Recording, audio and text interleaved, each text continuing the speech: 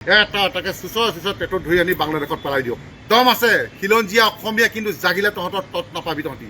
যে মিয়া মানে হৈ গ'ল চোৰ, মিয়া মানে হৈ গ'ল ডকাইত, মিয়া মানে হৈ গ'ল ড্ৰাগছৰ বেপাৰী। যিহেতু আমি দেখিবলৈ পাওঁ যে নগাঁৱত এটা ইমান দুখ লগা এটা ঘটনা ঘটি গ'ল, গতিকে চালে দুখত সঁচা কথাত ক'বলৈ গোটেই অসমবাসী ৰাইজ, গোটেই ভাৰতবাসী ৰাইজ আজি দুখত মৰ্মাহত হৈছে। কাৰণ এটা কণমানি শিশু থাকি গৈছে।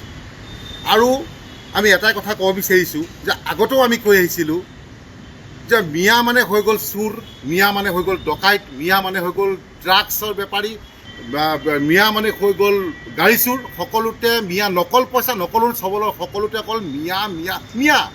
গতিকে এই মিয়াসকলক যেতিয়া আমি আগৰ পৰা কৈ আহিছিলোঁ যে মিয়া মানে ডকাইত, কিন্তু এছামে বেয়া পাইছিলে। কিন্তু আমি কোনো ধৰণৰ কাৰো ধৰ্মৰ প্ৰতি আমাৰ কোনো ধৰণৰ আক্ষেপ নাই। কিন্তু আপোনালোকে নিজে চিন্তা কৰক যে এইখিনিয়ে কাক কেনেকৈ বদনাম কৰিছে, আপোনালোকে নিজে এটা চিন্তা কৰি লওক। আৰু এই মিয়াখিনিক যি কিছুমানে প্ৰীতি দেখুৱাই থাকে, এই প্ৰীতিৰ পৰা একদম আঁতৰি যাবৰ বাবে আহ্বান জনাইছোঁ। আই ন' এতিয়া অতি শীঘ্ৰে অসমৰ জনগণে শিক্ষা দিলেই, আৰু এতিয়াও যদি শিক্ষা আপোনালোকে বুজি নুঠে, শিক্ষা নলয়, কিন্তু বহুত পলম হৈ যাব। গতিকে কাৰণ কেলৈ চাওক, অসমতে অসমীয়া নিৰাপত্তা নাইকিয়া হৈ গৈছে। এই ৰূপৰেখা শইকীয়া যিগৰাকী মহিলা, কি ধৰণে কেনেকৈ ধৰণে হত্যা কৰিলে আপোনালোকে চাওকচোন এই এই মিয়াখিনিয়ে।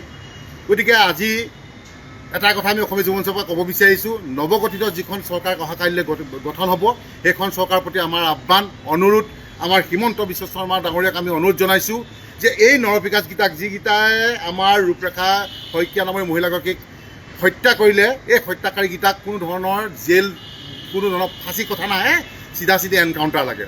আৰু আমি আশাবাদী যে অহাকাইলৈ আপুনি শপত গ্ৰহণ লোৱাৰ পিছতে আমি তাৰ পিছদিনাখনি আমি ভাল খবৰ পাম বুলি আমি অসমবাসী ৰাইজে আমি ৰৈ থাকিম। চিধা কথা, যি এই উমৰ আলী, খাইজুল ইছলাম, নজৰুল ইছলাম, মিণ্টু হুছেইন, যি এই চাৰিজনৰ যুৱকৰ উপৰিও যিকেইজন যুৱক আছে, অতি শীঘ্ৰে কৰায়ত্ব কৰিব লাগে, এটাকে এনকাউণ্টাৰ কৰিব লাগে। চিধা কথা, স্পষ্ট কথা। কাৰণ কেলৈ এটা কণমানি থাকি গৈছে, এডাল মানুহ কি সোণৰ চেইন পিন্ধিব নোৱাৰিব? তহঁতৰ লাজ নাই? এই মিয়াখিনিৰ লাজ নাই? তহঁতি বাংলাদেশতো গুচি নাযাওঁ? আৰু এটা কথা আমি দেখিবলৈ পালোঁ, যোৱা কালিৰ পৰা দেখিছোঁ যে বাংলাদেশত যিদম ভয়াৱহ ৰূপত প্ৰতিবাদ কৰিছে আমাৰ সন্মানীয় মুখ্যমন্ত্ৰী ডাঙৰীয়া, এগেইনষ্টত প্ৰতিবাদ কৰা দেখিছোঁ। ভাৰতৰ এগেইনষ্টত প্ৰতিবাদ কৰা দেখিছোঁ যে ভাৰতখনে তেওঁলোকে নিষেধ কৰি পেলাব, অসমখন নিষেধ কৰিব পেলাব। গতিকে দম আছে খিলঞ্জীয়া অসমীয়া, কিন্তু জাগিলে তহঁতৰ তত নাপাবি তহঁতি। দৌৰাই কিন্তু তহঁতক অৱস্থা বেয়া কৰি দিব, কিন্তু দৰাই পিতা হ'ব। কিন্তু আৰু এটা কথা আমি প্ৰশাসন তথা আমি লগতে চৰকাৰক এটা কথা আহ্বান জনাব বিচাৰিছোঁ, অনুৰোধ জনাব বিচাৰিছোঁ যে অনতি পলমে এই চাৰিটাক এনকাউণ্টাৰ কৰাৰ ব্যৱস্থা কৰক। অন্যথা কিন্তু আমি অসমীয়া যুৱ মঞ্চই কিন্তু বেলেগ ধৰণে কিন্তু বেলেগ পৰিস্থিতিত গুচি যাব। কাৰণ কেলৈ আমাৰ নিজৰ মানুহক মাৰি থাকিম, আমি চাই থাকিম।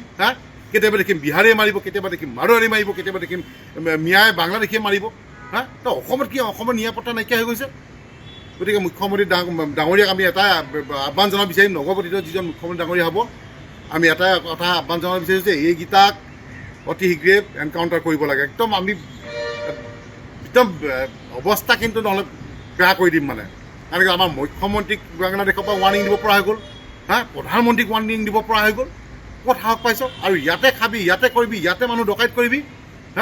গতিকে আমি এটা কথা আমি মুখ্যমন্ত্ৰী ডাঙৰীয়াক অনুৰোধ জনাইছোঁ যে প্ৰত্যেকখন জিলা আয়ুক্তক আপোনালোকে নিৰ্দেশ দিয়ক যে আমাৰ যিসমূহ ইটা ভাটা চলি আছে, যিসমূহ ভাড়াঘৰত দম শ মিয়া আপোনাৰ ইটা ভাটাত আছে, শ মিয়া আপুনি দেখিব যে ক'ৰবাত ভাড়াঘৰত আছে। গতিকে তন্নকৈ তেওঁলোকৰ কি কয় ডকুমেণ্টখিনি চাব লাগে। আৰু চাই যিসমূহ বাংলাদেশী একদম বল্ডেজাৰ লগাই আপুনি মানে এনকাউণ্টাৰ কৰে, কি কৰে, একদম বাংলাদেশত পুছবেক কৰিব লাগে। চিধা কথা আমাৰ দাবী সেইটোৱেই। আৰু আগতো আমি কৈছিলোঁ অসম চৰকাৰক যে ভাল কামত সদায় আমি অসম চৰকাৰৰ লগত আছিলোঁ, থাকিম।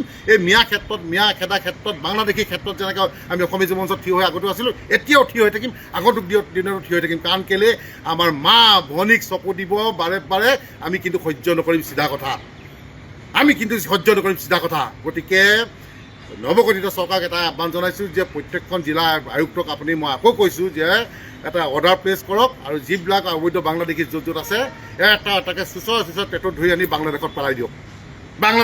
আমি আপোনালোকত আছোঁ আৰু থাকিম। আৰু এই নৰপিকাচকেইটা কিন্তু কোনো ধৰণৰ আমি জেল আমি নাজানো, এইকেইটাক এনকাউণ্টাৰ কৰক, আৰু আমি আপোনাৰ পৰা ভাল খবৰ পাম বুলি আমি আশা থাকিম।